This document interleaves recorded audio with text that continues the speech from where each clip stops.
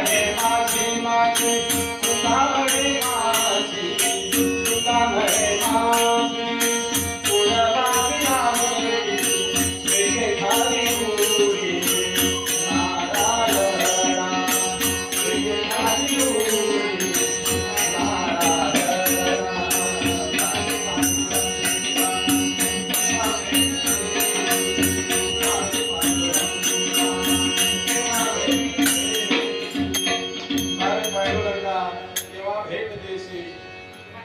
म्हणून त्याला तळमळ लागलेली आहे. कशी तळमळ? तर ज्याप्रमाणे एखादी मासोळी पाण्याच्या बाहेर काढली म्हणजे ती तळमळते. ती तळमळ ईश्वर प्राप्ती करता ईश्वर प्राप्तीसाठी लागली. तशी तळमळ या संतांना तपस्वी ब्राह्मणाला भगवंताच्या प्राप्तीची लागली होती. तुकाराम महाराज वर्णन करतात, जीवन जीवना वेगळी मासोळी तुका तैसा तळमळी तैसे झाले माझा जीवा कधी भेटशील केशवा. जी मासोळीची तळफळते त्याप्रमाणे भगवंताच्या भेटीसाठी हे संत तळफळत राहिले. तळमळ्यांची सुरू आहे. आणि होता होता त्या ब्राह्मणाची तपश्चर्या पूर्ण झाली. गोमती तीर तुलसी वन वृक्षतळी घालोन आसन सुमनी पूजन श्री चरण मनी ज्ञान कृष्णाचे. अखंड भगवंताचं आणि ध्यान चालूच होतं. हरी श्री सत्याचं भजन. आणि एके दिवशी पहाटेच्या वेळी दृष्टांत दिला भगवंताने स्वप्नाचं की मला परमगृही काय इच्छा आहे सांगा. त्यावेळी सांगितलं की भगवंता मला तुमचं सगुण रूपामध्ये दर्शन पाहिजे. भगवंत सांगताय तुला जर माझं सगुण रूपामध्ये दर्शन घ्यायचं असेल तर प्रतिष्ठानपूरला तुला जावं लागेल. तिथे मी सगुण रूपामध्ये आले. तिथे संत एकनाथ नावाचा महात्मा आहे. त्याच्या इथे मी आणि श्रीखंडाच्या रूपाने राहतोय असं सांगून भगवान अंतर्धान पावले. सकाळी सकाळी सकाळी पडलेलं ते स्वप्न झोपेतून एकदम जागे झाले आणि विचार करताय. स्वप्न आठवत आहे. काय बरं स्वप्न पडलं आपल्याला? देवाने काय नाव सांगितलं? काय रूप होतं परमेश्वराचं? आणि भगवंताने मला बाबाचं नाव काय सांगितलं? त्या संतांचं नाव काय सांगितलं? आणि कोणत्या नावाने भगवान त्या ठिकाणी राहत आहे? पुन्हा पुन्हा पुन्हा पुन्हा ते स्वप्न ते ब्राह्मण आठवून राहिलेलं आहे. आणि शेवटी उठले, स्नान संध्या केली, आपलं अंघिक आटोपलं, वैष्णवी तिलक लावलेलं आहे, गळ्यामध्ये तुळशीची माळ आहे आणि निघाले प्रतिष्ठानपुराच्या दिशेने. नाथ गृहा ब्राह्मणा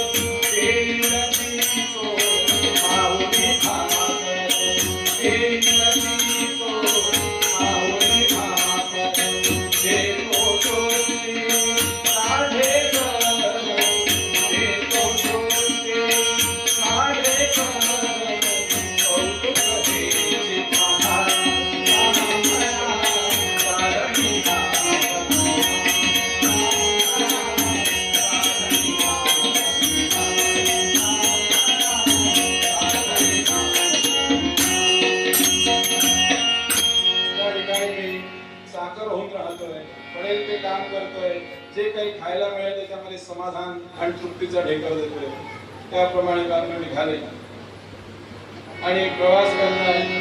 मजल प्रवास करून सुरू आहे आणि अखंड भगवंताचं नाम सुरू आहे. पांडुरंग हरी वासुदेव हरी, पांडुरंग हरी वासुदेव हरी, पांडुरंग हरी वासुदेव हरी. आणि प्रवास करत करत नामस्मरण करताय, मुक्काम करताय आणि असं करत करत प्रतिष्ठानपूरला येऊन पोहोचले. गोदावरी गंगेवर आधी गेले, तिथे स्नान आटपलं, संध्या वगैरे केली आणि घाट चढताय तर वरून हे महाराज उतरताय. खांद्यावरची कावड आहे, वैष्णवी गंधळ आले आणि त्यांचं स्वरूप पाहून मनामध्ये विचार करताय ब्राह्मण, भगवंताने आपल्याला जे सांगितलं कदाचित हेच ते असावे असा विचार मनामध्ये येतोय. म्हणून त्यांच्यापाशी गेले आणि भगवंताचं स्वरूप कसं होतं. सकलाताची टोपी डोईवर घातली, सकलाताची टोपी डोईवर घातली, कावळते आंब्यावरी, कावळते आंब्यावरी, नेसलाचे पंचा गुरुनापर्यंत, नेसलाचे पंचा गुरुनापर्यंत, ऐसा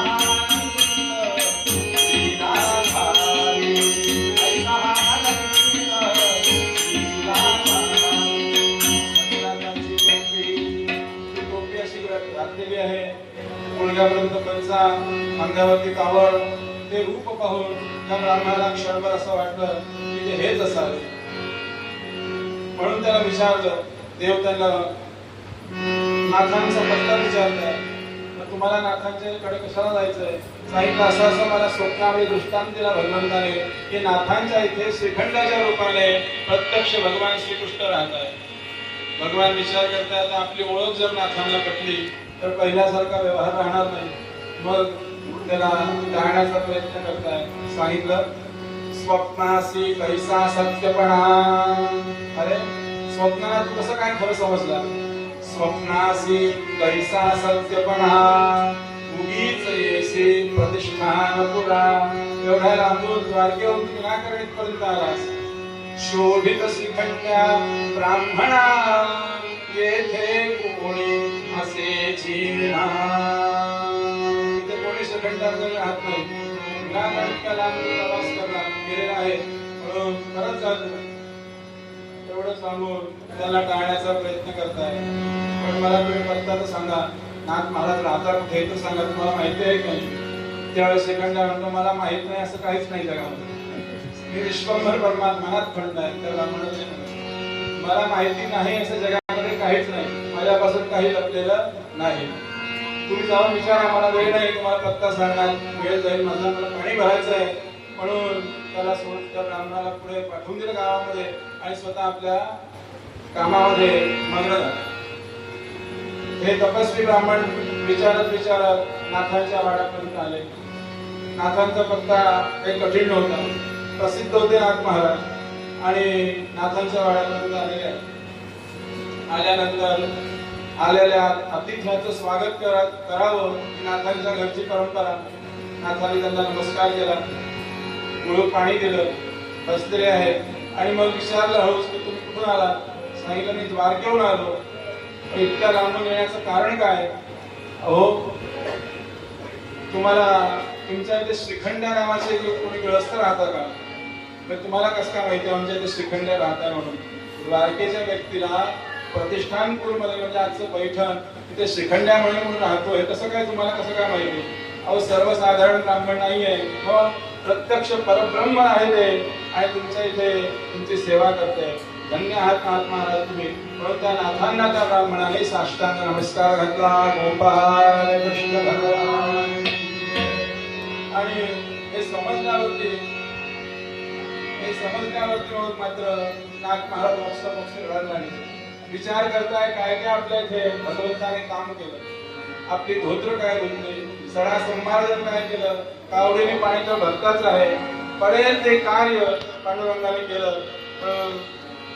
उद्धवाला आवाज दिला आणि सांगितलं शोधून काढा, श्रीखंडाने शोधून काढा. महासेल देव घरी किंवा पाकशाळे भीतरी, अथवा शोधा माडीवरी, स्थळे सर्व गुंडावे. माडीवर आहे का गंगेवर पाणी घ्यायला गेले आहे का स्वयंपाकघरामध्ये आहे, जा लवकर शोधा त्यांना. उद्धव नाथांच्या आज्ञेने सगळीकडे आणि त्यांना शोधताय, पण तरीही देव काही सापडत नाही. भगवान अंतर्धान पावले, भगवान अंतर्धान पावले. नाथ महाराज बोक्सी रडताय, देवा मी काय काय तुला कष्ट केलं, काय काय तुम्हाला त्रास मी दिला,